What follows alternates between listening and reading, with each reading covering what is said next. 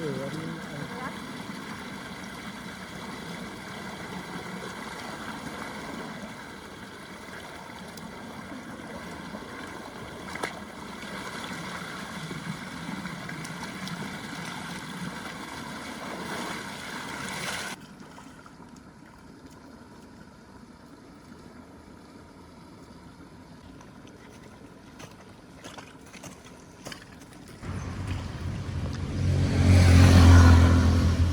anh lên máy em ơi.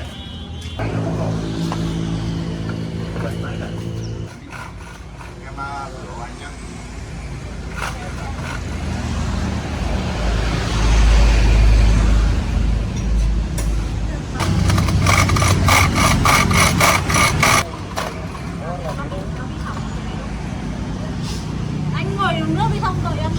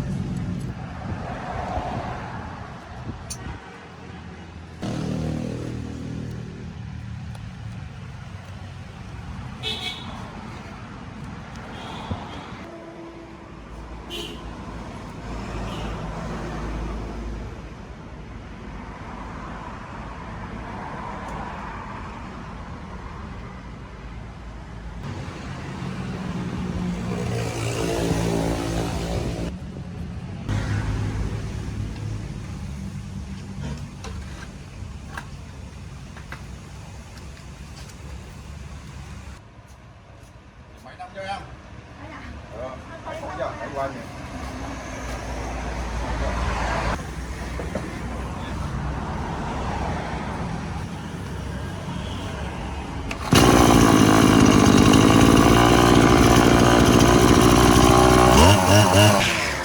Sửa tốt đấy.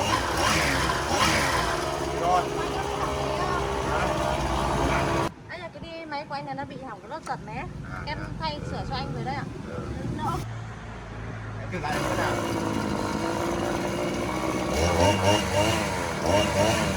Quá ngon luôn. cây tay đồ hả? Bao tiền? Bao tiền? Đây là 50.000 ạ. 50.000 à? Có rẻ thế. Rồi anh mở hàng thì em lấy 50.000. Được. Anh kiểm tra quá rồi. 50.000 đâu?